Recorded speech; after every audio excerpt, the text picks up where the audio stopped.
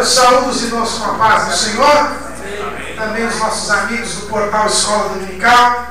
Estamos mais uma vez para juntos estudarmos a palavra do Senhor. Lembrando já para não esquecer, no ano passado eu esqueci, mas esse ano eu já estou lembrando logo no início, não é?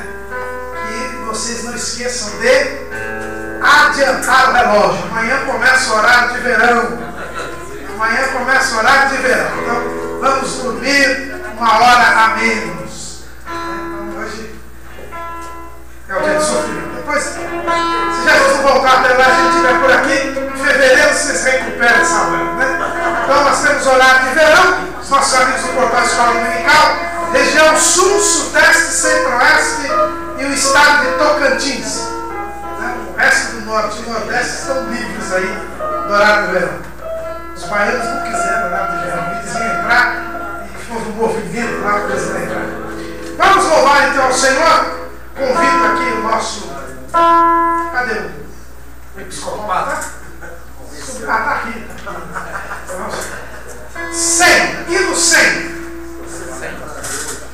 Sem hino?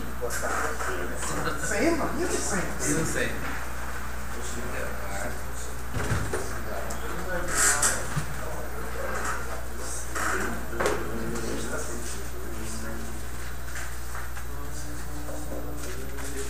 Primeiro os irmãos com a paz do Senhor. Amém. Amém.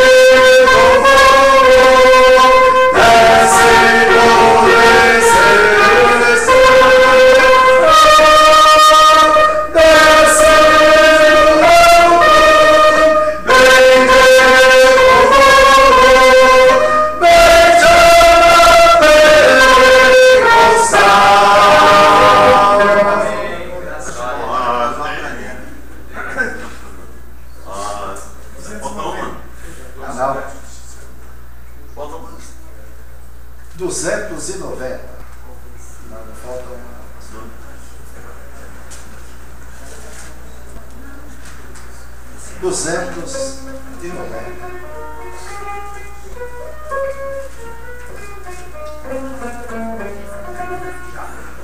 Senhor, nós esperamos, escute a oração, nós teus servos te aclamamos, com humilde coração, teu Espírito vem derramar sobre cada coração.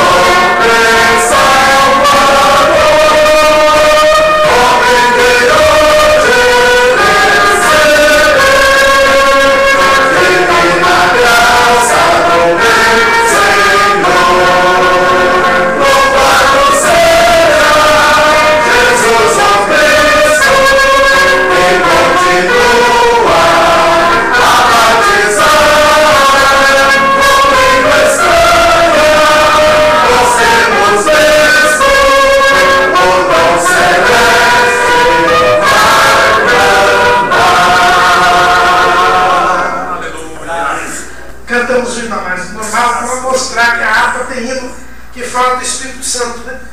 Porque tem nos sujeitos aqui, teve um que não tinha nada a ver com isso.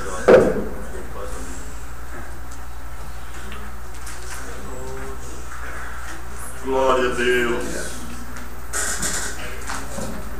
Vamos estudar hoje a lição do número 3 de amanhã, dia 21 de outubro de 2012. A lição é Joel, o derramamento do Espírito Santo. Fiquemos em pé para a leitura. Estudando hoje o segundo profeta menor, né? Joel. Texto áureo, vamos pedir para que nosso irmão Rogério lê para nós. Texto áureo. E nos últimos dias acontecerá, diz Deus, que do meu espírito derramarei sobre toda a carne, e vós, filhos, e vossas filhas profetizarão, e os vossos jovens terão visões, e os nossos velhos sonharão sonhos. Atos 2, capítulo 17. Versículo 17. Vamos pedir para a verdade prática. Vamos pedir para que nosso irmão ali já tem para nós, por favor. O Espírito Santo não veio ao mundo cumprir uma missão temporária, mas guiar a igreja até a vinda do Senhor. Isso. A leitura bíblica em classe encontra-se no livro do profeta Joel, capítulo 1, versículo 1, e depois o capítulo 2, versículos 28 a 32. Que na Bíblia hebraica é o capítulo 3 de Joel. Convido o nosso evangelista, o doutor Alexandre, para fazer essa leitura.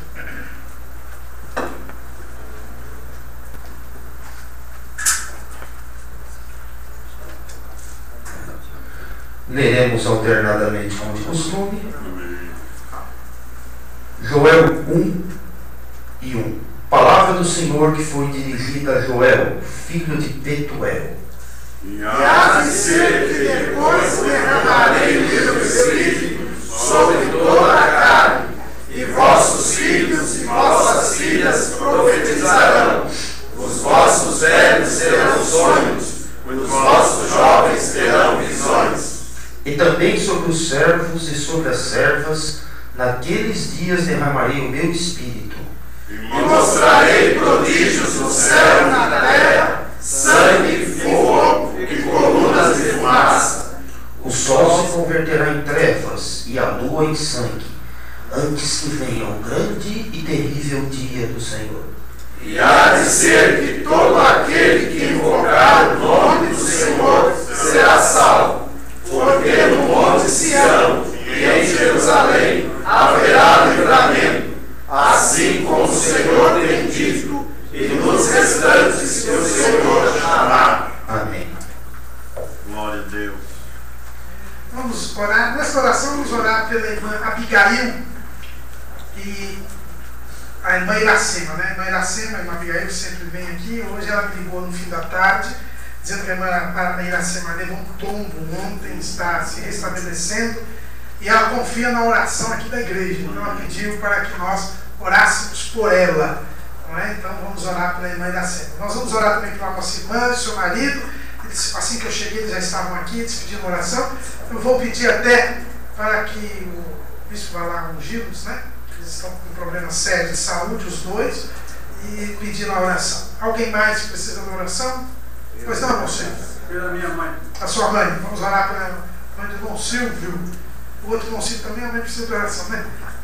Continuar pedindo oração para a minha irmã Elise, porque ela continua internada. Continua internada. Nós temos orado por ela essa semana, oramos por ela. Pois não, Porque no meu trabalho lá no IMF, a coisa está um pouco pesada, e pelo trabalho com o povo hispânico que estamos iniciando, ainda está muito pequeno, mas que Deus multiplique. abençoa. Vamos orar. Pastor Ibrahim, como ele está? Tá mal ainda. Está mal. Ficou mal. O olho dele perdeu a visão do olho esquerdo. Mas ele tá indo nos cultos lá na igreja, está fazendo a Santa Ceia. Mas eu gostaria... Carece das orações. Carece. Eu pedi a oração para o meu irmão também, Roberto. Tá certo. Vamos orar pelo Roberto. Pois não, Luciano? Eu quero agradecer aos irmãos. Aquela oração. Deus entrou com providência. Amém. Aqui não, a Josi, como está? Continuar pedindo oração pela minha esposa, está melhor, graças a Deus, né? Mas ainda está impossibilitada de estar aqui. De estar aqui. E também, A pastor. oração não anda forte. Não, mas está melhorando, graças a Deus. Porque ela me falou que a minha oração não estava forte, por isso que eu não vinha. Eu tinha pedido aqui oração para os irmãos de uma prova que eu ia fazer. Eu não tive o resultado ainda, mas graças a Deus, exatamente o que eu estudei caiu na prova. Amém. Eu agradecer as orações. Já é um bom sinal, né? Vou pedir para o pastor Senna vir aqui orar. Como está a sua irmã Aparecida? Eu tenho falado que esse meu não está bem. Não está bem. Eu estava orando por ela. E deu de Lene. Pedi oração pelo meu trabalho. Ah, é? Vamos orar. Está muito leve, quer mais? Ah, Tá bom, então eu vou pedir para o irmão Bispo lá. O pastor Manuel, que vai submeter uma cirurgia semana que vem. Metade de Jesus já atendeu o nosso pedido. Ele tinha um problema do tumor, a gente não sabia se é uma benigna ou maligna, os médicos já falaram que é benigno. Agora ele tem que ir lá. Vamos ver. Esse rim tem que funcionar, né? A Maria não veio hoje, né? Vamos continuar orando por ela. Pai do Senhor, para os irmãos, eu também continuo pedindo oração pela minha esposa também, né? Ela está se recuperando aos poucos. E eu creio que Jesus Cristo está nessa causa, viu? Eu quero oração, viu? E vocês todos querem, né? Glória a Deus. Então vamos orar ao nosso Deus. Senhor, nosso Deus, nosso Pai que está no céu. Eu dou graças a Jesus por tudo, Senhor, aqui nesta noite. Creio, Senhor, que Tu estás presente aqui, Senhor, para ouvir as nossas orações, Senhor, e colocarmos no trono da bênção. Pai, responde, meu Deus, Tu tens nossa solução para o nosso problema. Ó, Pai querido, Pai amado, abençoa, meu Deus, cada pedido de oração, Senhor, em tua providência, construção, meu Deus, da nossa salva, construção, meu Deus, da que nós necessitamos, meu Deus amado, abençoa aqui os professores, meu Deus, essa escola, ó Senhor, os internautas que já também serão para ouvir, aprender a tua palavra, ó Deus amado, Deus querido, ó Senhor querido, meu Deus, faça essa bondade para conosco, meu Deus, ó ajuda-nos, Senhor Jesus, assim, meu Deus, eu te peço, Senhor, e te rogo, em nome de Jesus. Amém. Aleluia. Em nome de Jesus. É o Senhor Jesus. Mas antes de entrarmos propriamente na lição, eu gostaria de pedir para os irmãos. Os irmãos sempre têm contribuído aqui com as ofertas, e as ofertas nós temos sempre tirado as xerox aqui dos esforços dos irmãos, né? Graças a Deus, o irmão Humberto sempre também tem tirado lá, pelo próprio serviço dele, ele tem que fazer teste de impressora, então ele tem ajudado. Então, os irmãos viram no último relatório que a gente tem aí um azeitezinho no fim ali da viúva, né? Sempre tem aumentado, né? Os irmãos têm sido. E faz quase um ano, que o portal pediu uma ajuda para os irmãos de oferta, na época para comprar um duplicador de DVD, não é? E nós estamos aqui, irmãos, com um problema, os irmãos viram que a gente está com problema de som. A gente está precisando comprar 2 microfones, porque os irmãos da internet têm reclamado. Porque quando transmite aqui, e quando alguém faz a pergunta, ou lê o texto, eles não ouvem. Nós achávamos até que era implicância dos internautas, mas até que o nosso tesoureiro aqui, ele foi assistir a um dia e ele deu ração integral a todos os internautas, né? Mandou até aqui um aviso aí que eu desconsiderei, porque ele devia estar aqui e estou reclamando ali pela internet. Então nós estamos pedindo a autorização dos irmãos para a gente tirar dessas ofertas dos irmãos, e que já a gente está com boa folga aí, para a gente poder comprar esses microfones e um cabo novo. Os irmãozinhos que eu estava colocando hinos aqui, mas está pitando tudo, e a gente precisa trocar. Os irmãos autorizam nós doarmos R$1.000 aí para comprar esses microfones de cabo? Quem autoriza, levanta a mão, por favor. Autorizado. Amém. Então, só vem assinar aqui, que aqui é tudo no papel. Só uma pergunta, planejando o sem fio para sem fio lá. sem caneta, mas aqui tem. Não tem jeito de escapar. Não tem assim, não. Depois eu sei que eu vou tirar uma xerox para entregar para ele, fazer a contabilização. Obrigado, os irmãos, então. E ele vai trazer a nota depois, não é? Porque aqui é tudo transparente. Caixa preta só no avião. Aqui não. Tá certo? Só conta aí para ver se está aí. Se tiver a mais, é bom. Bom, nós hoje vamos estudar a lição de número 3. Joel, o derramamento do Espírito Santo. Irmão, a irmã veio aí hoje, o nome que a pessoa descobriu, guardou o nome dela. Nossa irmã, viu? Chinesa. Mas o senhor só prometeu. Depois ela vai dizer no fim se o senhor acertou ou não. O senhor prometeu ou aprendeu? Eu aprendi de uma semana. A lição de hoje, Joel, o derramamento do Espírito Santo. Os irmãos sabem que nós estamos estudando os profetas menores, e o segundo profeta na ordem do cano é o profeta Joel, que nós já vimos que ele não ocupa o segundo lugar na Septuaginta. Lá na Septuaginta, como nós vimos na lição de número 1, nosso comentarista disse que lá na versão... Tá bom. Eu recebi um pedido para levantar um clamor em favor da Clelicina, que ela está muito mal. Então vamos orar novamente. O senhor já pode vir aqui fazer o clamor. Vamos ficar em pé então, irmãos. Acabamos de orar por ela, mas ela precisa de... Paz do Senhor, irmãos. Amém. Minha irmã Cleusa acaba de chegar de lá e me disse que deixou ela muito aflita, muito mal. E Deus pode, não, irmãos, agora enviar uma bênção especial e ela receber um conforto de Deus, uma restauração. Vamos levantar um clamor, não é? Vamos levar o nome dela perante o trono da graça, da onde vem a bênção do Senhor. Nosso Deus e nosso Pai. Ó Pai, nós levantamos humildemente as nossas vozes até o trono da Tua graça, meu Senhor. E queremos levar perante o trono de Deus, das graças do Senhor, o nome da Claricina, da minha irmã, Tua bênção, Tua serva. Senhor, a notícia que ela está aflita, está mal, está sofrendo. Ó Pai, nós vamos clamando, buscando socorro divino. Toca sobre ela agora, neste momento, que ela sinta agora o toque na Tua mão. Que ela sinta agora o Teu Espírito visitando-a, Senhor, tirando angústia, aflição, mal-estar, a doença. Nós nos unimos, o nosso Espírito, em nome de Jesus, e repreendemos aquele mal em nome de Jesus. Todo mal seja agora anulado, tirado, repreendido. Que ela sinta agora, Senhor, alívio, e perceba que a Tua mão poderosa sobre ela. Ó Pai, confiante na Tua graça, no Teu amor, nós agradecemos em nome de Jesus. Amém. Vamos assentar.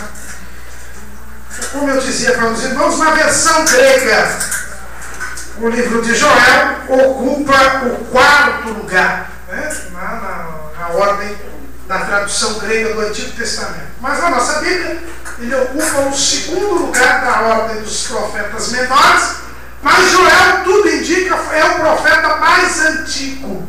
Ele é o profeta literário mais antigo. O seu livro, ele não diz a data. No capítulo 1, versículo 1, nós simplesmente vemos escrito: palavra do Senhor dirigida a Joel, filho de Petuel. Só isso, mais nada. Mas nós entendemos pelo tema do livro, pela grande presença sacerdotal que se vê, que Joel era um profeta do reino do sul, que tudo indica, do reino de Judá, tudo indica que Joel profetizou, e os estudiosos da Bíblia entendem que ele profetizou no começo do reinado de Joás, o rei de Judá, que assumiu com 7 anos de idade apenas, e que era neto de Josafá, né, bisneto de Josafá, e que foi colocado no trono com apenas 7 anos de idade, porque o sumo sacerdote Jeoiada, ele fez lá um golpe de estado, derrubou a usurpadora que era Talia, que era filha de Acabe, que era mãe do rei Acasias, mulher do rei Jeorão. Rei Jeorão, que era o filho de Josafá, que a Bíblia diz que quando morreu sem deixar saudades algumas. Um rei terrível, casou com a filha do Acabe, e a Talia trouxe para Judá o culto a Baal. Quando Jeorão morreu, e uma morte terrível, né? Parece que saiu todas as tripas dele, uma coisa pavorosa, o seu filho Acasias reinou no seu lugar. Mas Acasias foi morto, porque ele era aparentado com Acabe, né? Ele era neto de Acabe. E havia aquela profecia de Elias que ia acabar a casa de Acabe. E acabou mesmo, Acabe acabou. Então a casa de Acabe acabou, e Acasias acabou morto quando tinha ido visitar o rei de Israel. Quando o rei Jeú veio lá, matou todo mundo e sobrou com Acasias também.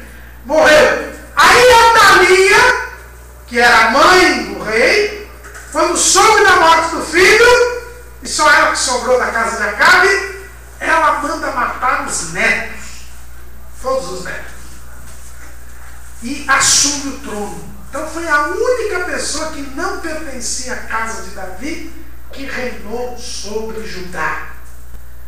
O reino de Judá, a casa de Davi, passou o seu maior risco. Mas como Deus tinha uma promessa de que não faltaria varão sobre o trono de Israel, até porque era a linhagem de Jesus. Os irmãos veem como o diabo é terrível, não é? Ele fez Josafá se aparentar com Acabe para tentar destruir a linhagem de Davi, para que não viesse o Salvador. Mas na hora da matança, Joás, que era nenezinho, foi poupado, escondido dentro do templo. O pessoal não ia no templo, que ele ficou lá dentro do templo 7 anos escondido, porque todo mundo só ia no templo de Baal. O templo foi abandonado. E ninguém fala da importância da babá. Exato. Que foi um instrumento de Deus. Acho que nem o nome dela tem, parece, né? Tem Josebete. Por aí. A importância dela. A importância dela, ela guardou, conservou a criança. E quando o menino fez 7 anos, Jeoiada então o ungiu como rei e fez o golpe lá, matou a Talia e acabou com aquilo. Então o reino de Judá estava passando por um momento delicado. Era um momento de restauração espiritual. O povo estava todo contaminado pelo culto a Baal. Quase a casa de Davi havia sido destruída. E é neste momento delicado que Deus levanta o primeiro profeta literário. Porque Joel foi o primeiro profeta que registrou as suas próprias mensagens. Ele é um profeta literário, não só o profeta menor, mais antigo, mas o profeta literário mais antigo. Nenhum profeta maior é anterior a ele. Isaías só apareceria lá no reinado de Uzias. Oséias nós vimos também que apareceu no reinado de Jeroboão II, que já é posterior. Então Joel foi o primeiro profeta que Deus levantou. Quer dizer, a partir do momento que a casa de Davi quase foi totalmente destruída, Deus mandou que os profetas registrassem as suas mensagens para que a palavra de Deus não se perdesse para a posteridade. Então a importância de Joel já começa daí. E Joel, então, ele é levantado por Deus num momento de restauração espiritual, ou de suposta restauração espiritual, como o profeta literário mais antigo. Não é? O nome Yoel, em hebraico, quer dizer Jeová é Deus. Quer dizer, o Senhor é Deus. E ele é um profeta, como eu disse, do reino do sul, do reino de Judá. Como eu disse aí, Edward Reese e Frank Classen, da 28 a.C. Na Bíblia, em ordem cronológica, o livro de Joel é colocado entre 2 Crônicas 24:14 e 2 Crônicas 24:15, que conta exatamente esses fatos que nós dissemos. Porque o rei Joás, ele foi fiel a Deus enquanto viveu o sumo sacerdote Joiada. Enquanto viveu o sumo sacerdote Joiada, Joás foi fiel a Deus, seguiu a lei do Senhor, mandou até reformar o templo, e os sacerdotes foram negligentes. Não é? Eles eram assim amigos do bispo, os sacerdotes, lá naquele tempo. Né? Porque eles recolheram o dinheiro lá para a reforma do templo, mas não gastaram nada. Não fizeram a reforma. Eram tesoureiros bons. Né? Aliás, eu já disse para vocês aqui semana passada que o bispo falou que agora ele está autorizado pelo Supremo Tribunal Federal. Né? Porque tesoureiro que fica gastando dinheiro dos outros acaba condenado. Não foi o que aconteceu lá? Foi o que aconteceu. Então, tesoureiro não pode ficar gastando dinheiro assim. Dá licença, doutor. Tá? O dinheiro do portal não pode ser desperdiçado. Tem que ser bem entregado. Esse é tesoureiro do bom. Esse é tesoureiro do bom, né? Então, Joás até deu uma bronca nos sacerdotes, porque eles não tinham gasto, mandou que eles começassem a reforma do templo. Então, um rei muito bom, mas morreu o sumo sacerdote Joiada, a coisa descambou. E começou pelos príncipes. E é aí que a gente entende por que Deus chamou Joel.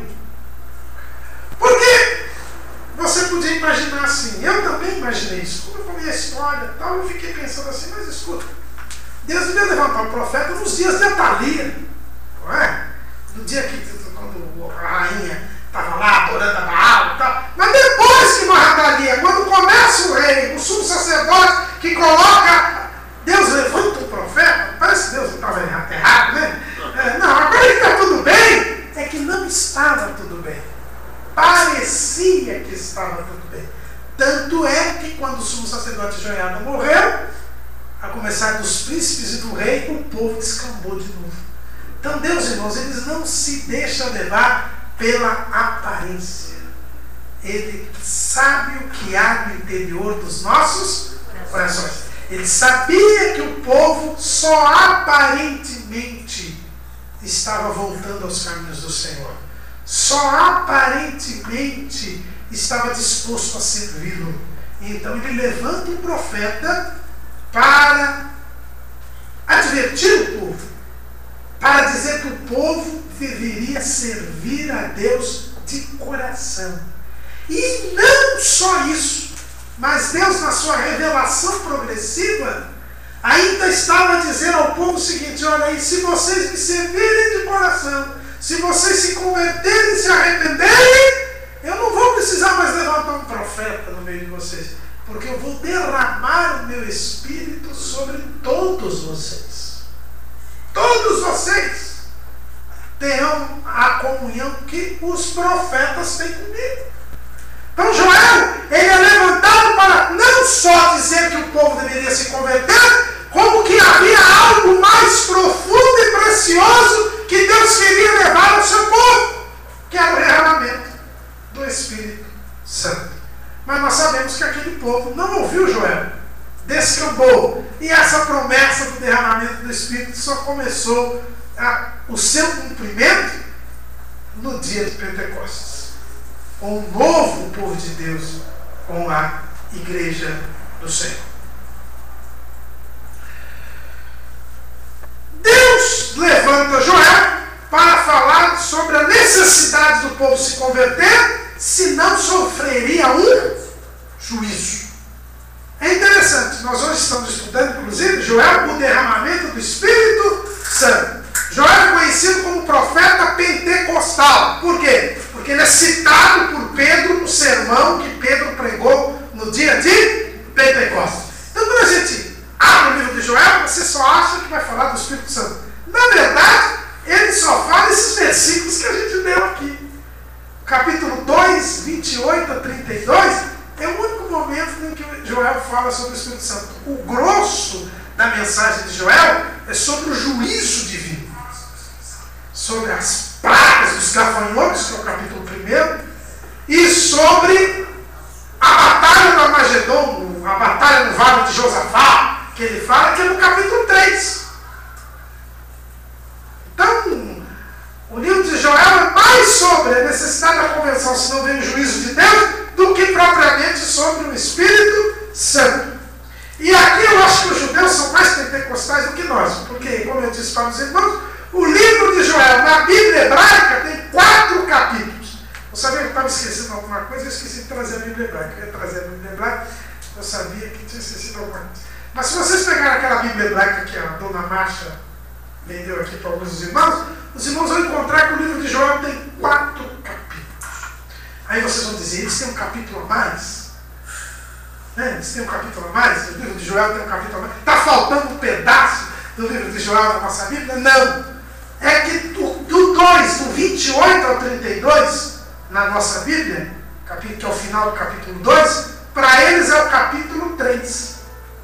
E o que para nós é o capítulo 3, para eles é o capítulo 4. Então quem tem aqueles programas, por exemplo, da Sociedade Bíblica do Brasil, que traz a Bíblia no original hebraico, se você for, ou na Septuaginta, se você for pesquisar, por exemplo, Joel 2 e 28, para ver como é no original hebraico, o programa vai dizer, não tem. Não tem. Por quê? Porque você tem que colocar Joel 3 e 1. E depois, quando você for pesquisar Joel 3 e 1, você tem que colocar Joel 4 e 1. Então, a divisão em capítulos e versículos é diferente no livro de Joel, na Bíblia hebraica, na Septuaginta e na nossa Bíblia. Nossa Bíblia aqui seguiu a divisão. Eu já disse para os irmãos que a divisão de capítulos e versículos é do século XII até o século XIV. Ela não é uma divisão inspirada, então não tem problema. E se a gente for ver, eles até têm mais razão, né? Porque a profecia do Espírito Santo, ela é uma profecia à parte, dá para poder fazer um capítulo à parte. Então, nesse ponto eles são mais pentecostais do que nós, não é? Então, eles colocam assim. Então, o livro de Joel não fala pouco sobre o Espírito Santo. É ele que fala sobre o derramamento do Espírito Santo. É o primeiro que fala. Depois Isaías vai falar também do derramamento do Espírito Santo. Zacarias vai falar sobre o derramamento do Espírito Santo. Mas o primeiro profeta que Deus levanta e revela esta nova bênção que viria depois da conversão é o derramamento do Espírito Santo. O que também nos mostra que desde quando Deus revelou a verdade do derramamento do Espírito Santo, ele mostra que é uma coisa diferente da conversão. As igrejas tradicionais, as igrejas históricas, elas querem dizer que o batismo com o Espírito Santo e a conversão são a mesma coisa. E não é verdade. Porque o profeta Joel disse, e há de ser que depois do quê? Depois da conversão.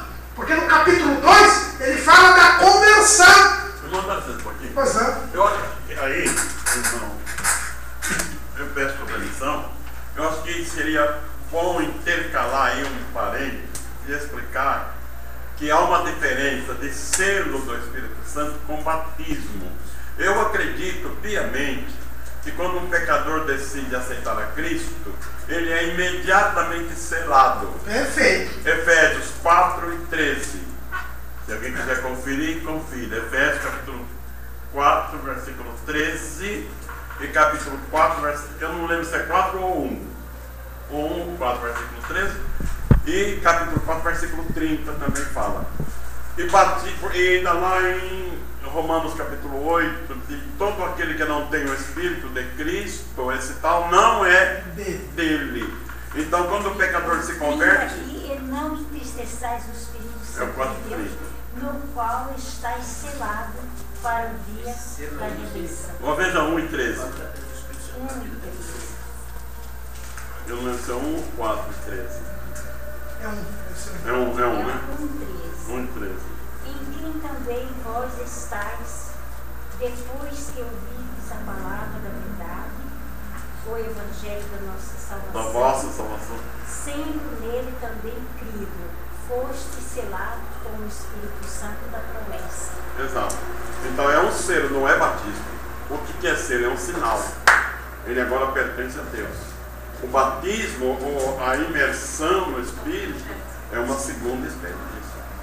Desculpe que eu tenha... Não, mas é bom já falar isso. Isso é importantíssimo. Né? Porque existe esse jargão pentecostal de falar que o cidadão é selado quando ele é batizado com o Espírito Santo. Na verdade, ele é selado quando ele se converte, porque ele passa a ser propriedade de Deus. E ninguém se conversa se não for pelo Espírito Santo. Ninguém se conversa se não for pelo Espírito Santo. Tanto que os discípulos receberam o Espírito Santo na tarde do domingo da ressurreição. João 22. E Jesus assoprou sobre ele, é o único sopro que existe. Tem muita gente soprando por aí para fazer o povo cair. Quem soprou foi Jesus, e para dar o Espírito Santo. Só. Selados naquela hora. Eles foram selados naquela hora. E por que só naquele dia? Por que Jesus não deu o Espírito Santo para eles antes? Porque o próprio evangelista João, ele escreve que porque o Espírito Santo não tinha sido dado, porque Jesus ainda não tinha sido glorificado. É João 7 e 37. Né? 38, 39. Isso. E 7:39. 7:39. E isto disse ele do Espírito que diria que haveriam de receber os que nele crescem. Porque o Espírito Santo ainda não fora dado, por ainda Jesus não ter sido glorificado. Então veja bem, que o evangelista João escreve aqui: o Espírito Santo é dado aos que creem. Né? E ele não tinha. Por que eles não tinham recebido o Espírito Santo? Porque Jesus não tinha sido glorificado. Agora, na data da ressurreição, ele já estava glorificado. Então, eles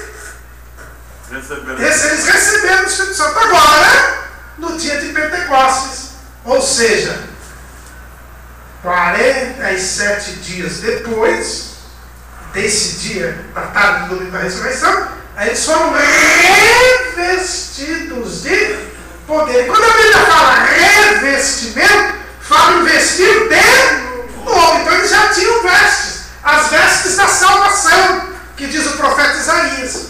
Então, uma coisa é a conversão, quando nós recebemos o Espírito Santo. Outra coisa é quando somos revestidos de poder, que é o batismo com o Espírito Santo. Então Joel aqui, ele primeiro fala da conversão, nós vamos ver. Depois ele fala, aí ele diz, depois derramarei meu Espírito. Então a conversão, ela é anterior ao revestimento de poder. Mas não tem gente que aceita Jesus e é batizado com o Espírito Santo? Tem, mas logicamente, aqui a gente vê acontecer as coisas no mesmo momento. Mas primeiro ele recebeu o Espírito como salvação, e no momento imediato eles recebem o batismo com o Espírito Santo. Então, Joel tem 3 capítulos na nossa Bíblia, na Bíblia hebraica tem 4, e nós podemos dividir o livro em 3 partes. Eu tenho seguido aqui uma síntese bíblica que eu gosto muito. Às vezes a divisão não bate com a divisão aqui do setor de educação cristã. Então, a primeira parte, que é o primeiro capítulo, é o dia do Senhor exemplificado. Aqui, Joel fala do dia do Senhor. Nós já vimos aqui que Oséias também fala sobre o dia do Senhor. Existem alguns estudiosos que entendem que, inclusive, essa ordem dos livros dos profetas menores é porque os primeiros livros falam muito do dia do Senhor. Então, como eles falam todos do dia do Senhor, eles foram agrupados. Depois o capítulo 2 fala do dia do Senhor profetizado. Não é?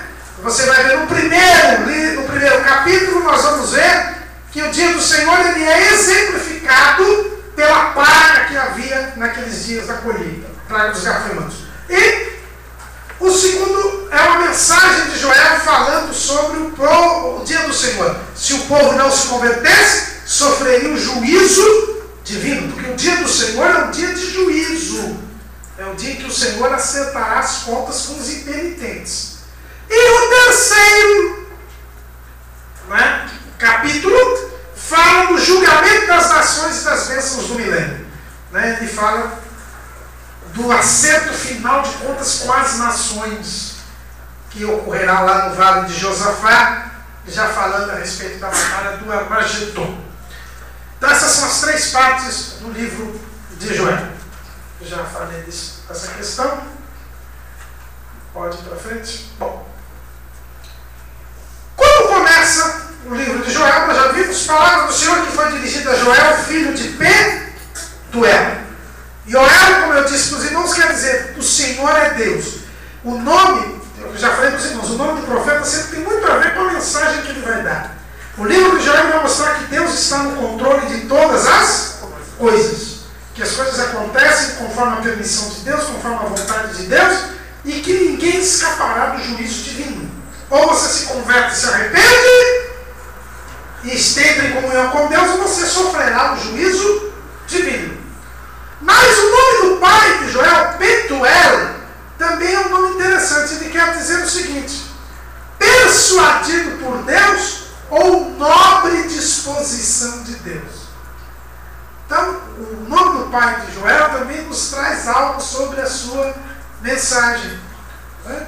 Por quê? Porque nos diz o seguinte: Deus está querendo persuadir o povo, querendo convencer o povo. Ou seja, Deus ama o povo, como nós vimos no livro de Oséias, mas Ele não força ninguém, não constrange ninguém.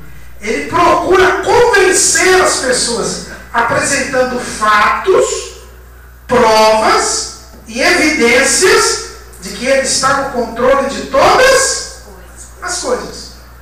Então, isso o nome do pai de Joel quer dizer. Persuadido, ou então nobre disposição de Deus. É uma outra tradução também. Ou seja, Deus está disposto a perdoar o povo, disposto a aceitar o pedido de perdão do povo. Ele não quer julgar o povo, ele não quer lançar a sua ira. Mas se o povo não estiver disposto, não adianta, só Deus estar disposto. Então isso nos fala o nome do livro de Joel. E ele começa dizendo o seguinte, capítulo 1, versículo 2: ouvi isto, vós anciãos, e escutais, todos os moradores da terra. Aconteceu isso em vossos dias, ou também nos dias de vossos pais? Fazei sobre isto uma narração aos vossos filhos e vossas filhas, a seus filhos e os filhos destes a outra geração. O que ficou na lagarta, o comeu o gafanhoto. E o que ficou do gafanhoto, o comeu a locusta. E o que ficou da locusta, o comeu o pulgão. Quando Joel é levantado, Israel estava sofrendo terrivelmente com pragas. Não sobrou nada. O que a lagarta veio e comeu das colheitas, o que ela não comeu, o gafanhoto comeu. O que o gafanhoto não comeu, comeu a locusta. O que a locusta não comeu, comeu o pulgão. Existe uma outra tradução que coloca aqui tanto a lagarta, o que a gente traduz aqui por lagarta, por locusta, então seriam espécies diferentes de gafanhotos. A verdade é que não tinha sobrado nada para o povo. Havia uma praga muito grande. E, irmãos, a situação de Judá naquele momento, e aquela praga, Deus levantou o profeta para que o povo não ficasse confundido. Por quê?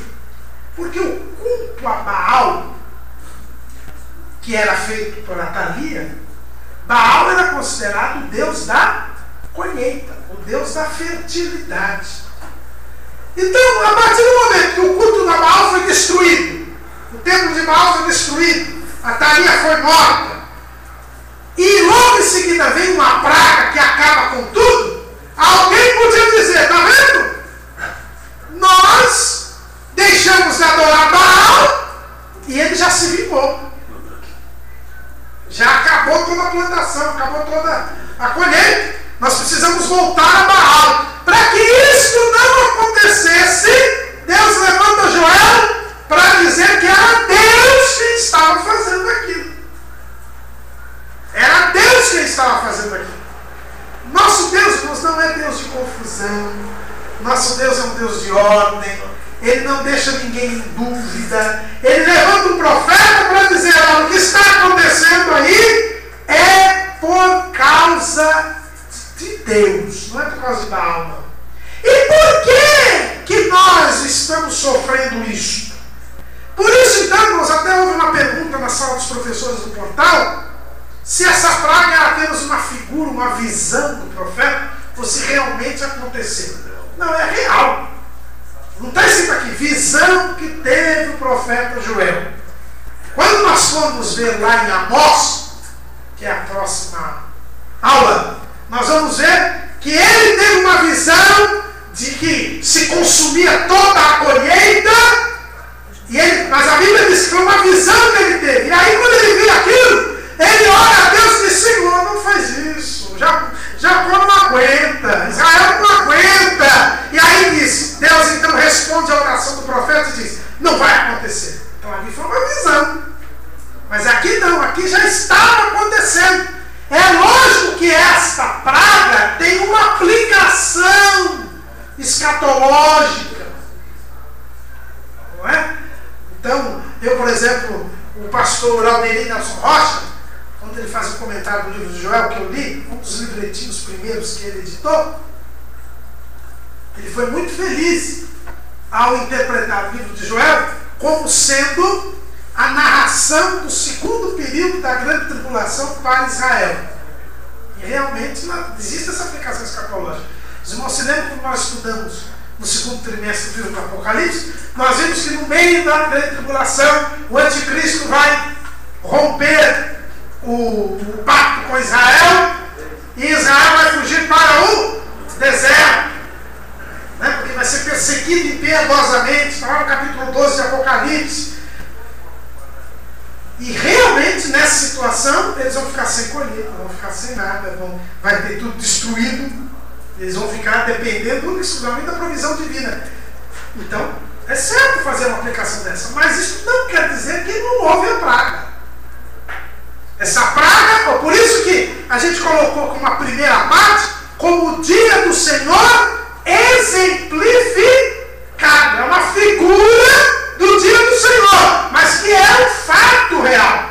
Deus levanta o profeta para o profeta interpretar o que estava acontecendo, mas que estava acontecendo está. E para que o povo não se confundisse que fosse Baal. E então o profeta diz: por que está acontecendo isso?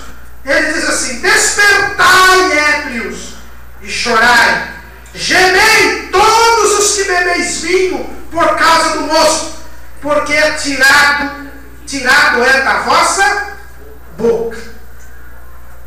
Por que estava acontecendo aquilo? Porque o povo estava embriagado, porque estavam bebendo bastante. Aí sim, aí ele está falando sobre a embriaguez. Que embriaguez? Vamos ler lá Efésios, vamos voltar lá em Efésios. Efésios, capítulo 5, versículo 18. Não vos embriagueis com vinho, em que há contenda, mas enchei-vos do Espírito. Aqui Paulo ele mostra muito bem. A embriaguez com vinho significa o quê? O envolvimento com as coisas terrenas, o envolvimento com as coisas deste mundo, o envolvimento com as coisas que não são de Deus. E Deus levanta Joel e diz: despertai, ébrios. Vocês estão envolvidos com as coisas deste mundo, estão envolvidos com as coisas materiais, estão dando nenhuma importância às coisas de Deus. Então por isso que eu disse para os irmãos, parecia que eles estavam restaurados espiritualmente, porque derrubaram a Atalia, porque destruíram o templo de Baal, porque mataram os sacerdotes de Baal, mas na verdade eles não estavam voltados para Deus. Eles estavam embriagados com as coisas materiais. E Deus queria que eles despertassem para as coisas de Deus, para as coisas de cima. E muitas vezes, irmãos, tem muito crente que passa isso aí. Ele só vai lembrar das coisas de Deus na hora que levar o gafanhoto, levar tudo.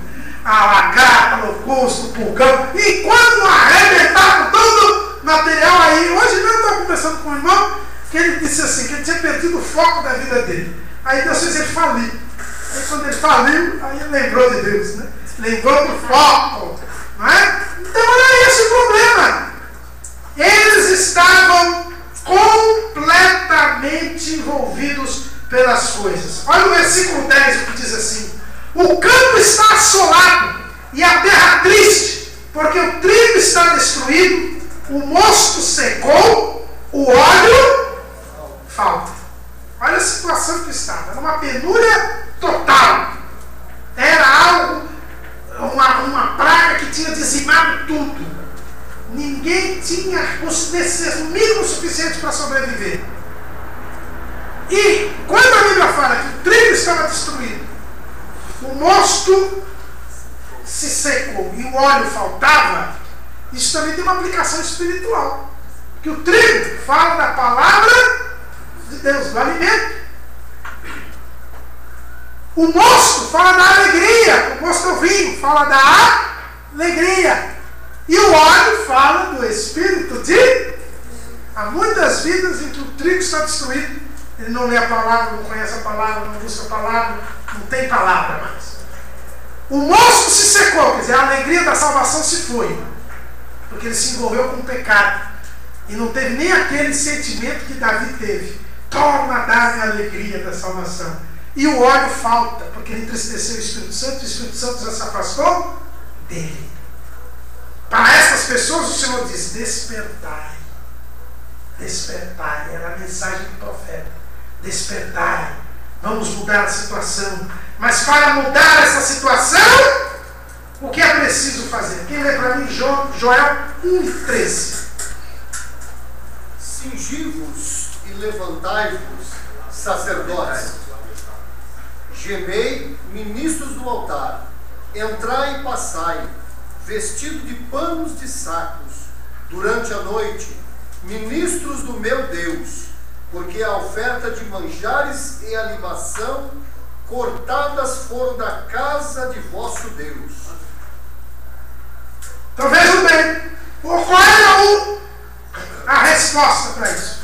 O profeta não diz apenas: olha, vocês precisam despertar. Ele diz assim: vocês precisam lamentar, gemer, se humilhar.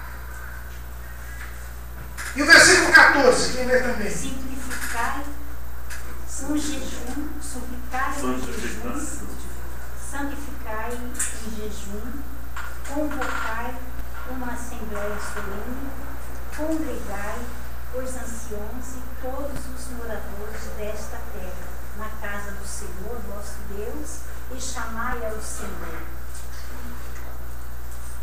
Vocês precisam fazer um jejum, precisam orar, precisam buscar a Deus, precisam se humilhar, precisam se arrepender. Nós lembramos do quê? Daquilo que Deus disse para Salomão. Aquele famoso versículo de 2 Crônicas, capítulo 7. Se o meu povo, que se chama pelo meu nome, se humilhar e orar e se converter dos seus maus caminhos, então eu ouvirei do céu e sararei a terra.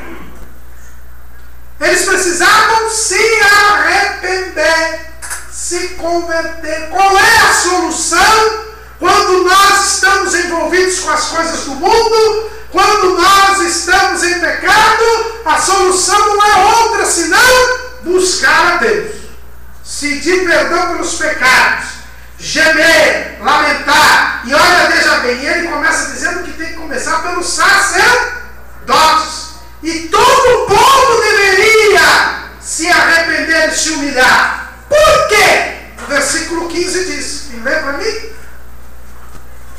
Ah, aquele dia, porque o dia do Senhor está perto e virá como uma assolação do Todo-Poderoso. Porque o dia do Senhor está perto. Se nós não nos arrependermos, Deus dá um aviso. A praga era um aviso, uma advertência, para que as pessoas se despertassem e se voltassem para Deus e se arrependessem dos seus caminhos e se humilhassem e pedissem perdão, porque se não se convertessem, o dia do Senhor está perto. Irmãos, essa mensagem é muito atual. Nós estamos estudando aqui a atualidade dos profetas menores. Se estava perto o dia do Senhor, e tem alguns estudiosos que dizem que ele está falando aqui do cativeiro da Babilônia, pode até estar falando do cativeiro da Babilônia que não estava tão perto assim. Mas hoje nós também estamos esperando o dia do Senhor. Jesus vai vir buscar a igreja, e quando a igreja for arrebatada, será lançado juízo sobre a terra. Pela sequência que ele fala, da lua se converter em sangue, e o sol em trevas e tal, não se referia ao cativeiro babilônico, não. Se referia exatamente ao período da grande tribulação. Então nós temos que acordar, irmãos. O dia do Senhor também está perto. E diz aqui, como diz o Novo Testamento, né? Ah, não esqueci a referência agora, mas diz que já está mais perto. Acho que é Paulo falando, está mais perto hoje do que quando nós aceitamos a fé. Está pertíssimo o dia do Senhor. E nós temos nos arrependido dos nossos pecados. E nós temos nos humilhado. E nós temos nos convertido dos nossos maus caminhos. Porque o dia do Senhor está perto e virá como uma assolação. Irmãos, o dia do Senhor, esses profetas menores, todos que falam do dia do Senhor, eles não dizem que o dia do Senhor é coisa boa, não. Nós já vimos aqui que Oséias disse que o dia do Senhor é um dia terrível. Joel também diz que esse dia do Senhor é um dia de trevas, é um dia de juízo, de assolação. Ele diz, olha, o que sobrou da colheita? Não sobrou nada.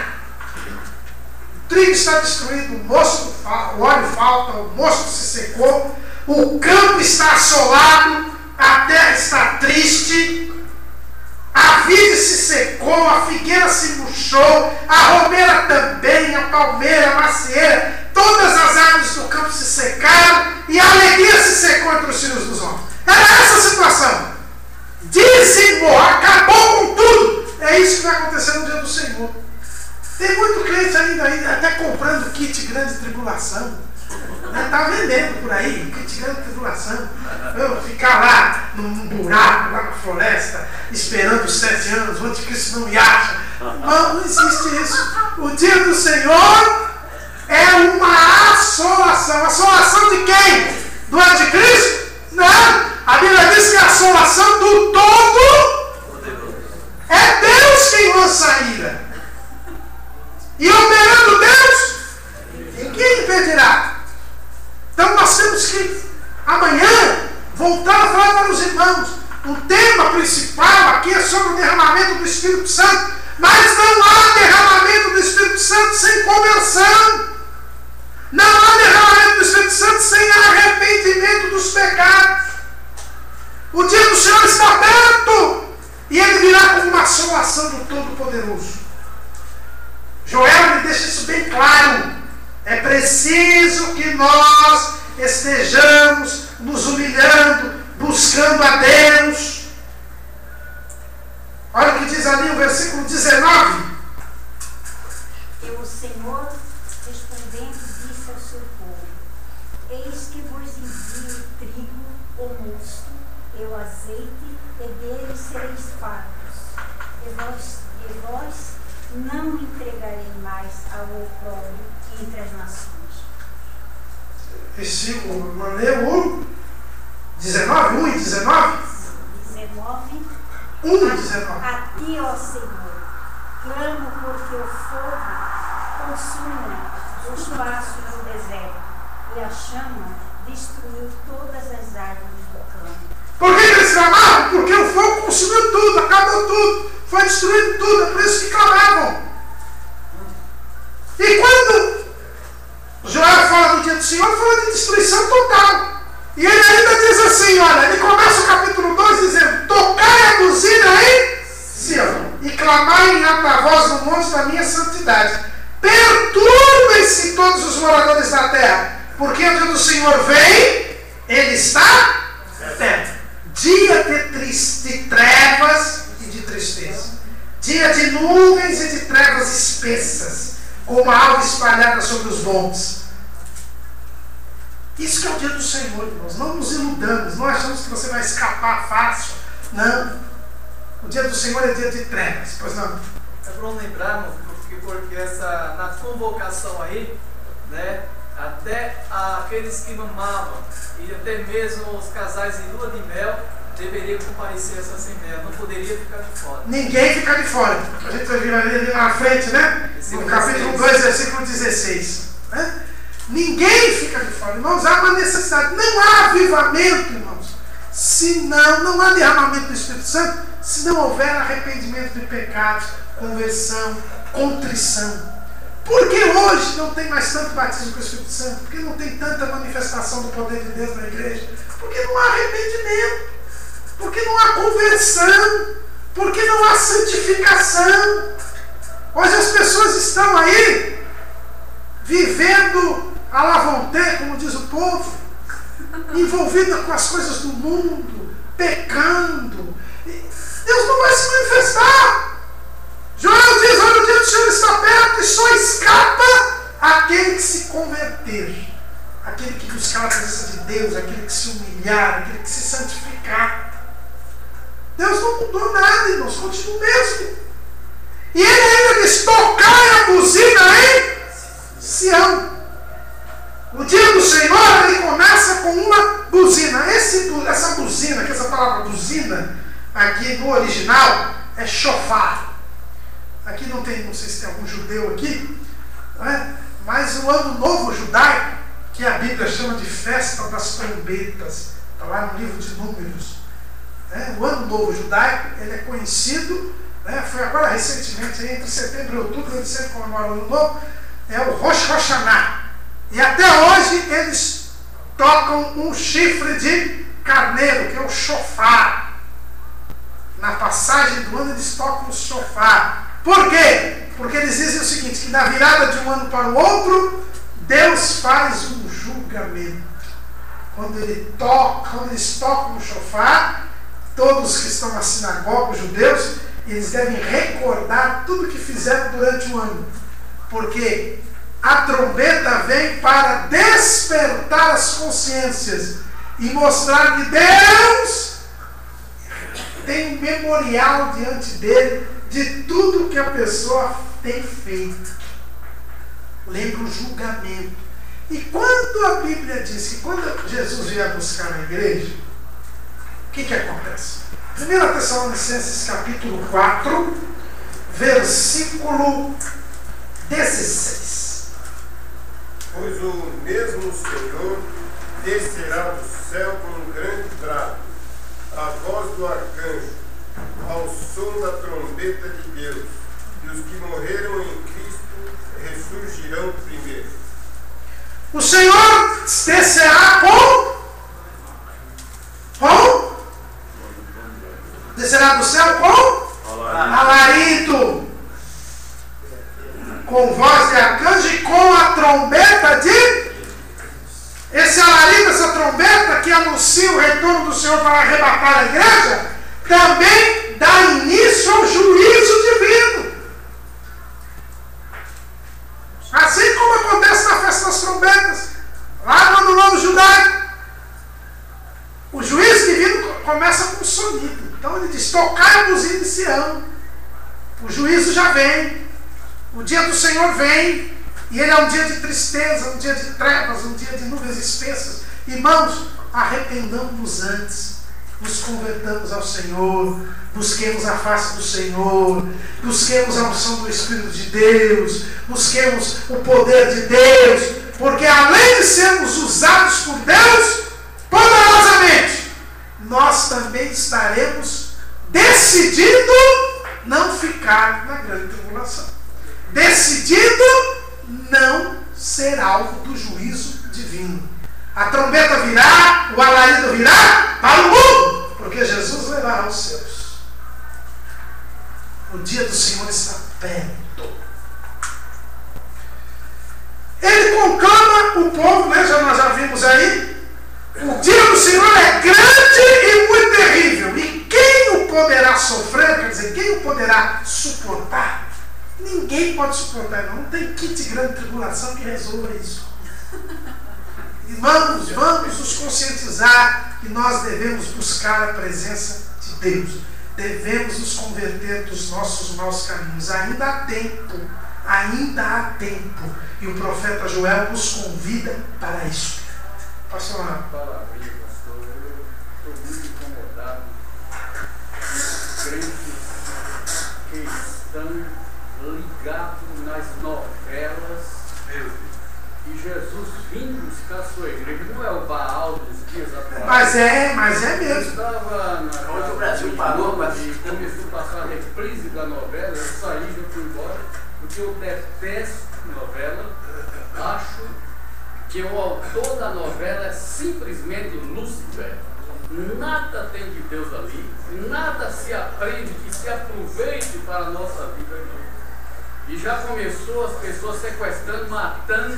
É uma aula de bandidagem que nós estamos no nosso sofá assistindo. E se Jesus vir nessa hora? Como é que fica? A pessoa fica. Ele fica mesmo. Como é que fica? Fica. Fica alegre. Fica. Essa é uma situação terrível. Mas isso aí não falou muito. É muito triste. Eu estava conversando. Dentro da casa dos crentes. Pois é. As pessoas estão esquecendo de adorar a Deus. É o kit aí, em vez de buscar o arrependimento para não ficar. Para não ficar, mas é isso. O que precisa são as pessoas se despertarem do envolvimento com as coisas do mundo.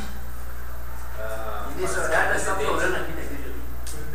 A presidente Dilma foi fazer um comício em Salvador, não sei, na Bahia, algum lugar da Bahia, e iam colocar um telão para passar. Para passar a novela para o pessoal ir para o comício. O pessoal ir para o comício, para assistir a novela lá. E como não tinha telão em muitas igrejas, muito crente não foi para a igreja para ver o final da novela. Não é? A menos que o pastor resolva um pouco. Se não teve, eu não duvido que tenha um posto por aí. Exatamente. Então não duvido que tenha um posto. Irmãos, é realmente terrível isso. É uma coisa assim. É uma boa aula, pastor, de bandidagem. É roubo.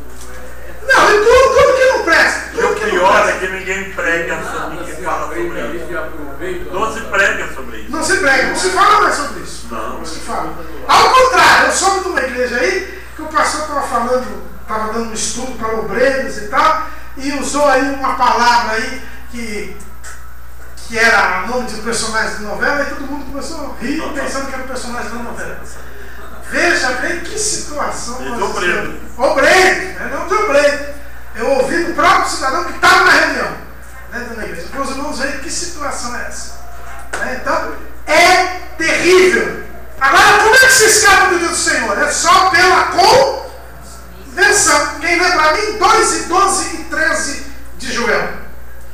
Ainda assim, agora mesmo, diz o Senhor, convertei-vos a mim de todo o vosso coração, e isso com jejuns, e com choro, e com pranto, e rasgai o vosso coração, e não as vossas vestes, e convertei-vos ao Senhor, vosso Deus, porque Ele é misericordioso, e compassivo, e tardio em irar-se, e grande em beneficência, e se arrepende do mal. Como escapar? Quem pode suportar dentro do Senhor? Ninguém pode suportar, mas você pode escapar. Se você rasgar o seu coração, se você abrir o seu coração para Deus, se você se converter, você escapa do dia do Senhor. É o que diz lá, o capítulo, versículo 14. Quem sabe se voltará e se arrependerá e deixará após si uma bênção em oferta de manjar e libação para o Senhor vosso Deus? Tocai-vos em Sião, santificai o jejum, proclamai um dia de proibição. E aí vem o versículo que nosso irmão citou: congregai o povo, santificai a congregação, ajuntai os anciãos, congregai os filhinhos que mamam, sai o novo da sua recâmara e a noiva do seu talo. Chorem os sacerdotes, ministros do Senhor, entre o alpendre e o altar, e digam: poupa teu povo ao Senhor, e não entregues a tua herança ao pobre, para que as nações façam escárnio dele. Porque diriam entre os povos: onde está o seu Deus? Nós temos que nos converter, irmãos. Nós temos que ter um coração contrito, quebrantado na presença de Deus, e Deus lançará após si a bênção. Ao invés do dia do juízo, nós teremos a bênção, e nós teremos o avivamento. O pastor Hernandes Dias Lopes veio aqui na escola bíblica, ele sendo presbiteriano, tradicional, e ele falando sobre o avivamento, e ele falou sobre Joel. Eu até coloquei no portal lá uma pregação dele em Belo Horizonte também sobre esse assunto, sobre o livro de Joel. E ele tem pregado em vários lugares sobre o avivamento. Ele diz: o avivamento começa quando há quebrantamento de coração.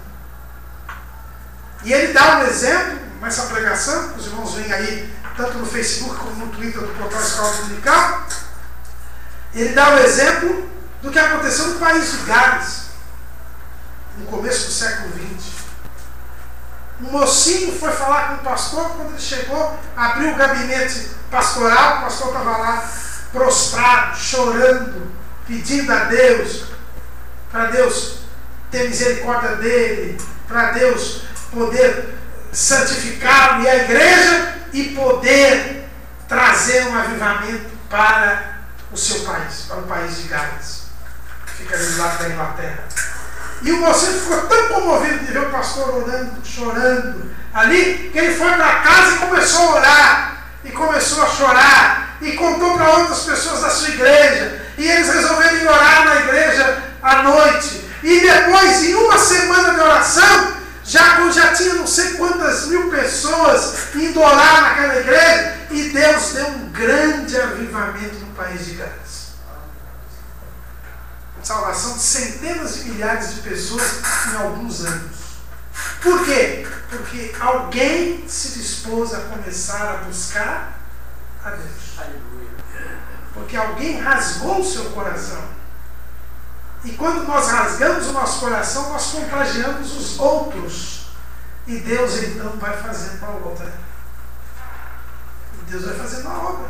Como foi que começou o grande avivamento de Wesley? Um dos maiores avivamentos que já houve na época moderna. E que nós temos o evento do movimento pentecostal, tem uma das suas raízes, o avivamento de Wesley. Por quê? Porque um grupo de... Um grupo de 4 alunos na Universidade de Oxford começou a orar e buscar a Deus. Que era, desses 4, Wesley, o irmão dele, Charles Wesley, e o George Whitefield. Foi um grande pregador nos Estados Unidos. E eu li uma frase do John Wesley: se o teu sermão não tem fogo, põe o teu sermão no fogo. Exatamente. Então nós temos que buscar a Deus. Não se indignar com a frieza espiritual, não se indignar apenas com o pecado, com os escândalos, mas buscar a Deus. Rasgue o seu coração e não as suas vestes. Rasgue o seu coração e o Senhor, a Bíblia diz que Ele trará após si a bênção. E como disse o nosso irmão ali, envolve todos, era para todos buscarem a Deus. Até os que amamentam e até o noivo e a noiva. Porque os irmãos sabem que o noivo e a noiva em Israel, o primeiro ano de casamento, eles estavam dispensados de todos os deveres, até de ir à guerra, para poder se adaptar, o casal poder se adaptar. Mas Deus diz, o profeta diz: a situação é tão feia que larguem a lua de mel e tratem de buscar a presença de Deus.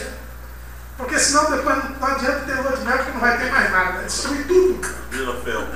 Vai virar fel. Então, cuidado! Veja o versículo 18. Então o Senhor terá zelo da sua terra e se compadecerá do seu povo. E aí Ele enviará o trigo, o mosto e o óleo. Aí vem a palavra. Aí vem a alegria da salvação. Aí vem o Espírito Santo. É preciso haver conversão. Pois não, meu irmão? Pastor, nesse texto do versículo 14, fala que ele é grande em beneficência e se arrepende do mal. Esse se arrepender está voltado mais para as atitudes do próprio fogo. Sim, é aquilo que eu falei já um dia atrás, mas eu repito. Essa questão de arrependimento é o que eu digo aqui. Por exemplo, venha. Deixa eu ver aqui. Não é aqui, Rogério. Vem aqui, rapidinho. Veja aqui, olha. O Rogério está à minha esquerda, direita aí para vocês, né? Para a minha esquerda. Então, ele está à minha esquerda. Agora vem para o lado de cá, Rogério. Agora ele está à minha direita, esquerda para vocês. Eu não mudei. Mas agora eu passei a estar à esquerda dele, direita aí para vocês. E antes eu estava à esquerda. Mas não fui eu que mudei. Quem mudou foi ele. Obrigado. Deus é assim. Quando a Bíblia diz que Deus se arrepende, é porque o homem mudou a sua posição. No pecado, envolvido com as coisas deste mundo, sem querer saber de Deus, ele será alvo da ira de Deus. A partir do momento que ele se santifica, que ele ora, que ele se humilha, que ele jejua, que ele se converte dos seus caminhos, ele passa a ser alvo da misericórdia de... Aí Deus se arrepende do mal, é nesse sentido. Né? Então, os irmãos vejam que com o arrependimento da conversão, o Senhor teria zelo da terra, se compadeceria do povo e viria a abundância. O capítulo 18, versículos 18 até 27 do capítulo 2 nos fala da abundância. Aquele quadro de destruição total passa a ser um quadro de abundância. Abundância material para Israel, que figurava a abundância espiritual. Isto é importante. Nós temos a abundância a partir do momento que nós nos convertemos a Deus. Vamos ler o versículo 23 do capítulo 2. E vós, filhos de Sião, regozijai-vos e alegrai-vos no Senhor vosso Deus, porque Ele vos dará em justa medida a chuva temporã, para descer a chuva no primeiro mês, e a temporã e a serôdia. Isso. Uma outra tradução que é melhor diz assim: Ele vos dará ensinador de justiça, e vos dará chuva temporã e serôdia no primeiro mês. Era abundância. Veja bem, a chuva temporã era a chuva no começo da semeadura, que ajudava no plantio. E a chuva serôdia era aquela chuva de outono. Então a chuva temporã é a chuva na primavera. A chuva serôdia era a chuva no outono, um pouco antes da colheita. A chuva mais pesada, que dava aquela força final para o amadurecimento dos frutos para a colheita. Então, isso é até interessante, porque essa chuva serôdia era dada na primavera, né, logo depois ali da Páscoa, que a festa da primavera é a Páscoa, e a festa do outono é a festa dos tabernáculos. Né? A serôdia, a primeira é a temporã, não é isso? Não, é temporã. Temporã que é a chuva da primavera. E a serôdia, que é a final, é a chuva do outono. É interessante que no outono nós tínhamos que festas? Nós tínhamos lá no 7º mês do calendário judaico, nós temos a festa das trombetas, nós temos o dia da expiação e nós temos a festa dos tabernáculos. Era tudo ali no 7º mês. No primeiro mês, que é a chuva temporã, é a Páscoa. Essa chuva temporã, ela nos sinaliza o dia de Pentecostes. Né? Tem a Páscoa e Pentecostes 50 dias depois, é quando vinham as chuvas. Então a chuva temporã nos fala do dia de Pentecostes, é o começo do ano aceitável do Senhor. Lembra quando Jesus disse: hoje se cumpriu essa profecia lá em Isaías, e ele diz: o ano aceitável do Senhor, que começou quando ele morreu na cruz, na Páscoa. Depois veio a chuva, o dia de Pentecostes. E aí depois vai vir a festa das trombetas, que nós já vimos, que a festa das trombetas fala do arrebatamento e a chuva da serôdia veio um pouquinho antes da festa das trombetas. Isso fala do último grande avivamento, que é o nosso avivamento agora, que é o avivamento mais longo que a história da igreja já teve. Já dura 110 anos, já praticamente. Nenhum avivamento durou tanto tempo. Isso mostra que nós estamos perto da festa das trombetas. Estamos perto do arrebatamento da igreja. E aqui o profeta Joel fala disso. O Senhor vos dará ensinador de justiça. Quem é o ensinador de justiça? Você vê lá no começo do Sermão do Monte. Jesus ele diz assim: e a vossa justiça tem que ser superior à dos escribas, e senão de maneira nenhuma entrareis no reino dos. Aí ele ensina a justiça, a verdadeira justiça. Então o Senhor promete aqui nós temos uma profecia messiânica. Se vocês se converterem, o Senhor vai dar um ensinador de justiça. E Ele vos dará a chuva temporã e a serôdia. É esse tempo que nós estamos vivendo. Depois disso vem o quê? O dia do Senhor. Depois! Ele diz depois. Aí vem o versículo 28. Derramarei o meu espírito sobre toda a carne. Então vejam bem que Joel, ele fala, vocês precisam se converter. Se vocês se converterem, esse quadro de penúria, de pragas, se alterará. Haverá abundância. O Senhor mudará, dará uma abundância material. Mas ele não fala só da abundância material. Ele fala da comunhão com Deus. Por quê, irmãos? Porque as pragas já estavam previstas na lei como punição para a desobediência. Quando você abre a Bíblia lá em Deuteronômio 28, eu já falei para os irmãos, todo mundo só prega Deuteronômio 28 até o versículo 14. As maldições ninguém prega, né? Do versículo 15 até o 68 é só maldição. E quais são algumas das maldições? Vamos ler lá, versículo 23 e 24. Os seus céus que estão sobre a cabeça serão de bronze, e a terra que está debaixo de ti será de ferro. O Senhor, por chuva da tua terra, tirará pó e poeira. Do céu descerá sobre ti até que pereças. Então, a primeira coisa que a gente percebe, ele faz cessar a chuva. Vamos ler lá, versículo 38 e 39. Lançarás muita semente ao campo, porém colherás pouco, porque o gafanhoto a consumirá.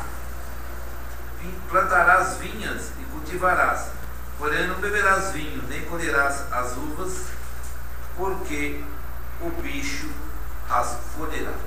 Está vendo? Então, essas pragas eles vinham como demonstração de que o povo estava desobediente a Deus. É por isso que em Israel a desobediência tinha como correspondência a penúria material. Porque Deus havia dado a terra para eles, para que eles fossem reino sacerdotal e povo santo. A partir do momento que eles não cumpriam o propósito de Deus, Deus também dizimava a terra, porque Deus só os sustentava naquela terra para eles cumprirem a lei. Pastor, o versículo 20, o Senhor mandará sobre ti a maldição, a confusão e a perdição em tudo em que puseres a mão para fazer, até que sejas destruído e até que penitentemente pereças, por causa da maldade das tuas obras e pelas quais me deixaste. Está bem, não é? Então aí fala, eu não usei específico porque ele é mais genérico, né? Eu quis ser específico.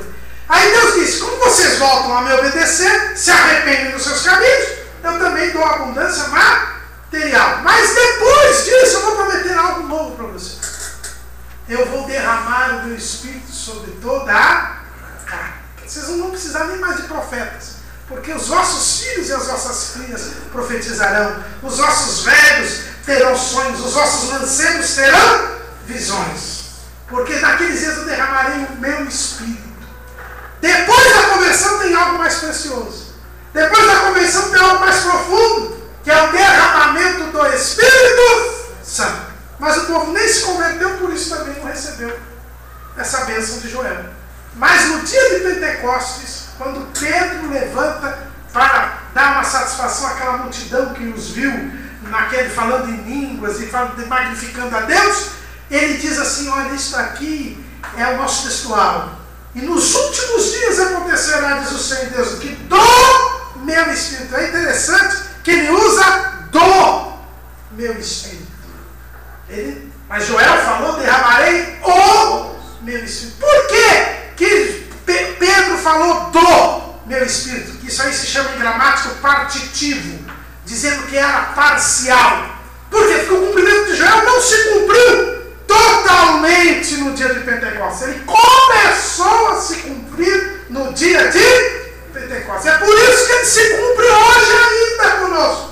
Porque nós estamos no ano aceitável do Senhor, onde o ensinador de justiça trará a chuva temporânea serôdia. Aleluia. Glória a Deus. Por isso que a promessa do batismo com o Espírito Santo é atual. Não foi nos dias apostólicos. Porque o próprio apóstolo Pedro disse que eu derramarei do. Por quê? Porque não são alguns judeus que tinham sido batizados com o Espírito Santo também. Quase 120. Depois houve a conversão de quase 3 mil almas. Mas a Bíblia não diz que eles foram batizados. Porque ele diz assim: convertei-vos e recebereis o dom do Espírito Santo. E ali ao longo do livro de Atos nós vamos vendo as pessoas sendo batizadas com o Espírito Santo. Mas é preciso ser convertido primeiro para depois receber o batismo com o Espírito Santo. Agora vai chegar o dia em que Israel receberá o Espírito Santo. Mas ele não recebeu a Jesus. Por que eles não têm o Espírito Santo hoje? Porque a Bíblia diz: veio para o que era seus, mas os seus não o. Só quem crê em Jesus recebe o Espírito Santo. Nós lemos ali em João e em Efésios. Então eles não foram selados, só os judeus que se convertem. Mas o remanescente de Israel, lá quando estiver encalacrado pelo anticristo, lá quando eles estiverem cercados a ponto de ser destruídos, eles vão se lembrar das palavras de Joel. Eles vão santificar um jejum, um dia de proibição, vão clamar a Deus, vão rasgar os seus corações, e o Senhor terá compaixão deles. E aí Jesus virá, com a igreja, virá 7 anos depois do arrebatamento da igreja. E eles verão a Jesus. Está no livro de Zacarias, a gente vai estudar isso mais profundamente no livro de Zacarias. Mas eles verão o Senhor, reconhecerão aquele a quem traspassaram, e aí se converterão, se chorarão, lamentarão.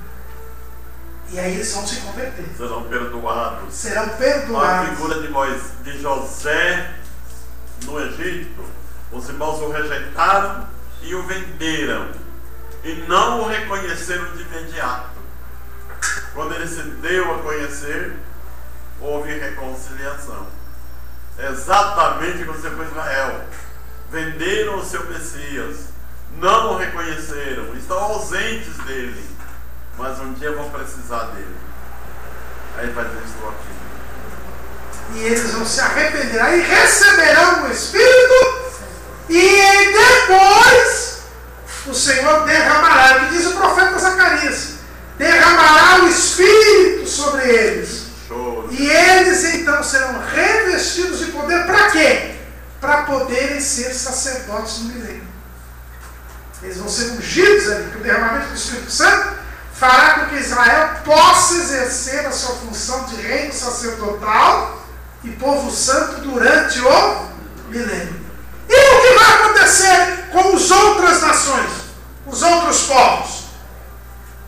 O que vai acontecer é que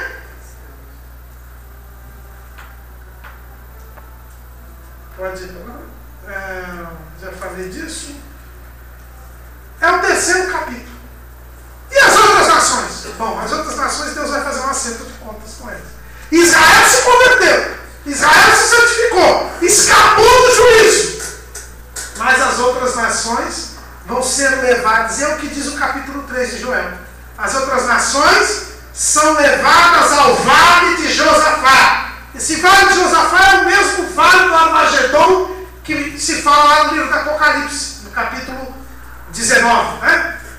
Apocalipse aqui, eu pergunto aqui para quem entende do Apocalipse. O livro da Armagedon. Só um comentário que eu vi, Armagedon quer dizer Ur de Megido, montes de Megido, né? Isso, montes de Megido, que é ali na...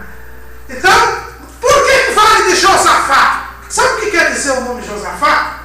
Que não se esqueçam, era o rei fiel a Deus, que depois foi sucedido pelo Jorão, que tinha casado com a Thalia, e depois degringolou tudo. O nome Josafá quer dizer Deus julgará. É por isso que ele é chamado de Vale de Josafá. É o dia do julgamento de Deus. As nações serão levadas.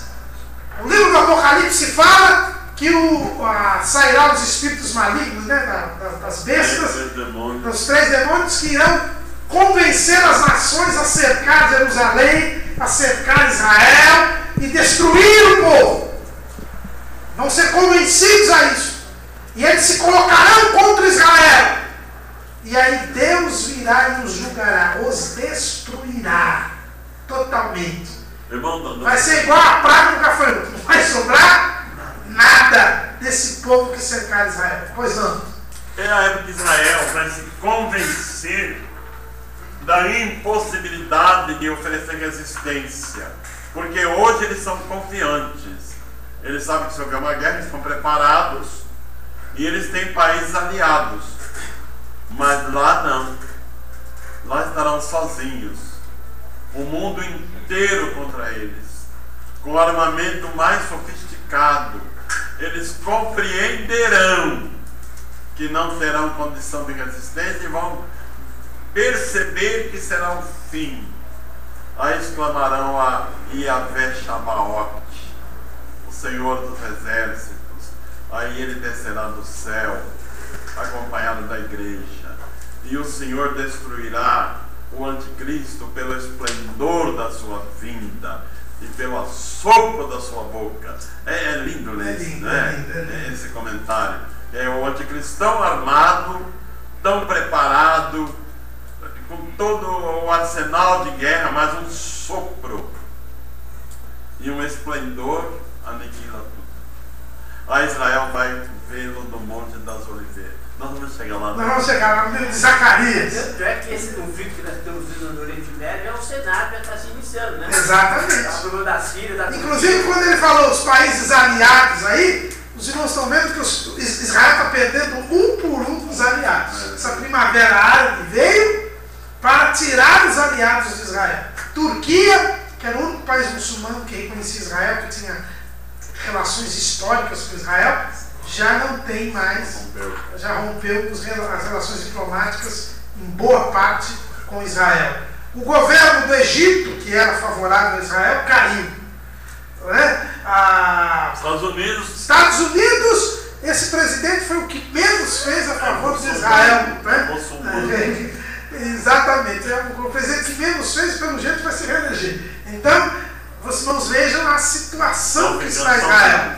O Brasil, que foi quem deu o voto decisivo para a criação do Estado de Israel, hoje tanto o governo anterior como o atual governo são radicalmente contrários a Israel. Do Teherã, inclusive tem um ministro para Israel, veio do Brasil, né? Vindo apoio da Dilma para apoiar Israel. Só que com essas brincadeiras todas estão mais do lado de Irã do que Israel. Exato, não tenha dúvida, não é? Então nós temos que tomar muito. Inclusive existem algumas informações aí, algumas reportagens, e o pessoal acabou não divulgando, desistindo de fazer essa pesquisa, mas diz que o nosso governo tem ligações assim extremamente próximas com o Hezbollah, que é aquele grupo lá do Líbano que é totalmente contrário, que foi inclusive o grupo que é acusado agora desse atentado que teve no Líbano ontem, né? Então parece que aqui em São Bernardo do Campo e a cidade nos faz lembrar alguém, não é? É a sede do Hezbollah aqui no Brasil. Ele sempre demonstrou isso. Então, irmãos, o que é isso? É Israel ficando isolado cada dia mais. É sinal de que o dia do Senhor está muito perto. Por isso vamos fazer a nossa parte. A nossa parte é se converter a Deus. buscar a Deus. A nossa parte é estar prontos, convertidos, para recebermos o derramamento do Espírito Santo e termos abundância espiritual. Ele vai não só salvar Israel, mas vai também destruir todos os inimigos do seu povo. Tem alguma pergunta aí? Não, não tenho ainda não. Daí eu já falei disso aqui, retribuirá o mal que fizeram ao longo da história da humanidade, e depois desta vitória, a Israel terá abundância material e espiritual, né? E Judá será um lugar de delícias, um lugar que será habitado para sempre, e onde haverá purificação, porque o Senhor habitará em Sião. Esse estado de delícias, porque Israel se converteu, diz o versículo 18 do capítulo 3: e há de ser que naquele dia os montes destilarão mosto, dos outeiros manará leite, e todos os rios de Judá estarão cheios de água, e sairá uma fonte da casa do Senhor, e regará o vale de Sitim. Isso tem todos aqueles que se convertem e cujo Espírito Santo é derramado sobre eles. O texto de Joel fala do povo de Judá naqueles dias, o povo de Israel naqueles dias. Mas eu digo para você, e eu e você, será que nós podemos dizer que somos um monte que destila mosto? Será que eu e você distribuímos a alegria da salvação para os outros? Será que eu e você somos um outeiro que mana leite? Ou seja, somos alguém que leva alimento, que leva sustento a quem necessita, notadamente ao novo convertido? O leite normalmente é um alimento para crianças. Será que eu e você somos um rio que está cheio de água? Será que nós, onde passamos, levamos vida? Será que eu e você, onde passamos, levamos a palavra de Deus?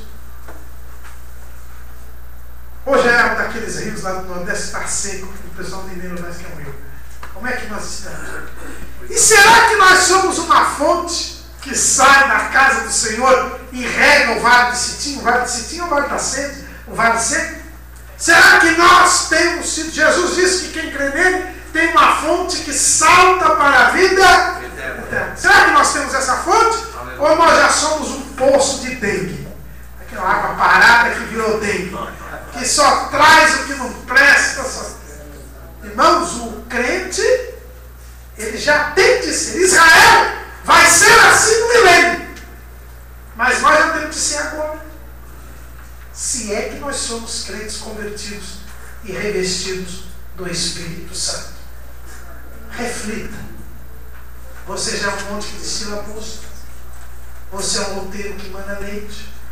Você é um rio que está cheio d'água. Você é uma fonte que sai da casa do Senhor e rega o vale do Sitim. Porque enquanto acontece isso com Israel, olha como termina o livro. O Egito, o mundo. Isso vai dar uma volta, né? O Egito se tornará uma assolação. E Edom, nós vamos falar de Edom na lição 5, se fará um deserto de solidão, por causa da violência que fizeram aos filhos de Judá, em cuja terra derramaram sangue inocente. Mas Judá será habitada para sempre, e Jerusalém de geração em geração, e purificarei o sangue dos que eu não tinha purificado, porque o Senhor habitará em Joel nos fala do dia do Senhor. Joel nos fala do juízo de Deus, que não tarda. Mas ele também fala que se nós nos convertermos, ele também fala que se nós deixarmos que o Espírito Santo seja derramado em nós, nós escaparemos desse juízo. Amém? Amém. Pedido para o pastor José Seraquim fazer um encerramento. Não esqueçam de mudar o relógio mais uma vez. Chegando a casa, adianta o relógio para não perder a hora amanhã na escola dominical.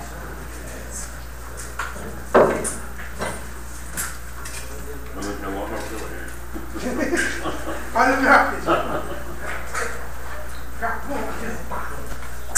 Graças a Deus, irmãos, pela nossa aula. Graças a Deus pela forma como o nosso irmão transmite essa aula tão gostosa e que nos faz crescer. Nós tivemos hoje 54 pessoas presentes. O mesmo número da semana passada. Não, eu falei que era feriado. Mais 70 pessoas no portal, pastor. Quantas? 70 pessoas. 70 pessoas no portal, amém. Então, 50 com 70, 124 pessoas. Graças a Deus. Mais do que no dia do Pentecostes. É verdade. Temos uma visita, uma pessoa vindo pela primeira vez. Eu não sei se consigo ler o nome aqui. Modi Lenina Silva, é isso mesmo? Da Vila Carrão? Moab. Ah, Moab. Onde está o irmão Moab? Ah, está o irmão Moab da Vila Carrão. É bem-vindo, irmão Moab. Oxalá que o irmão continue conosco. Deixa de ser visita para ser participante. Amém? Amém. Graças a Deus. Irmãos, eu quero dizer que amanhã estarei no rádio, se Deus quiser. Lá das 11 a 1 na Rádio Musical 105,7. Se quiserem sintonizar, fiquem à vontade. Se quiserem fazer pergunta, façam uma bem facinho, por favor. Para não judiar do seu irmão, né?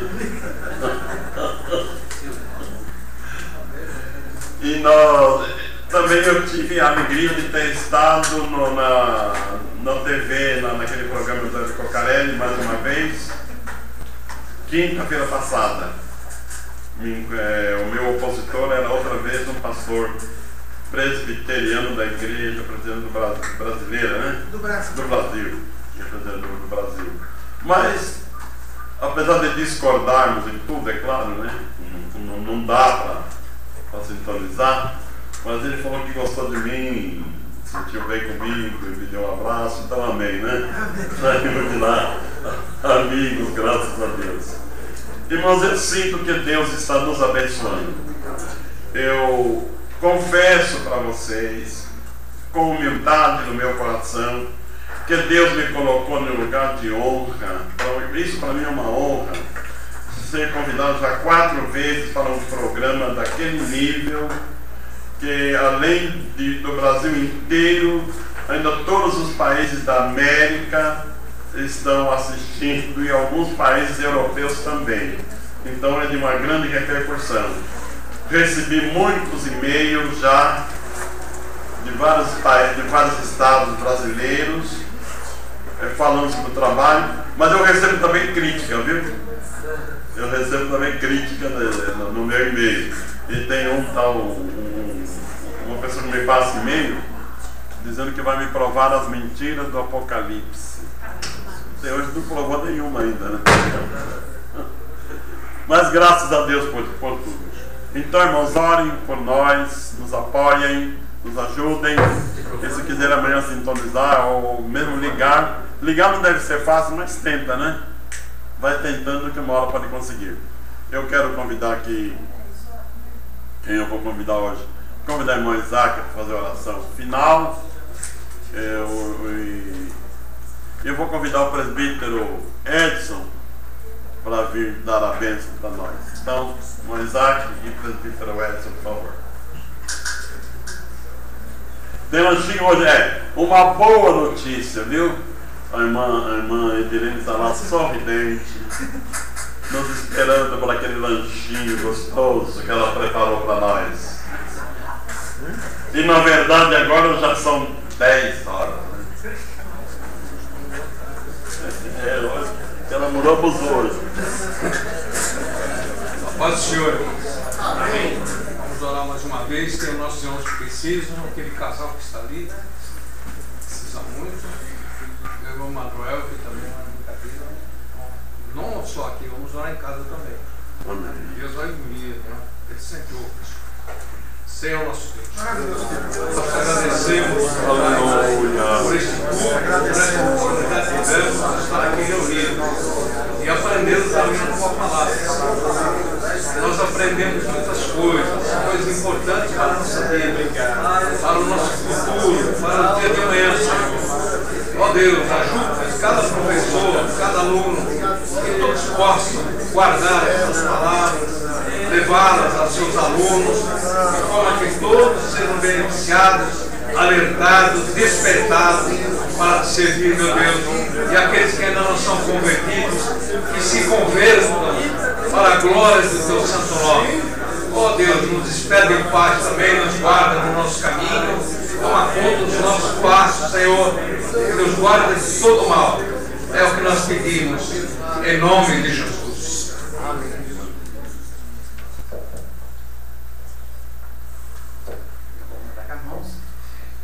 Que o grande amor do nosso Senhor Jesus Cristo, o amor de Deus, as doces consolações do Espírito Santo de Deus esteja com todos vós, todos juntos possamos dizer amém.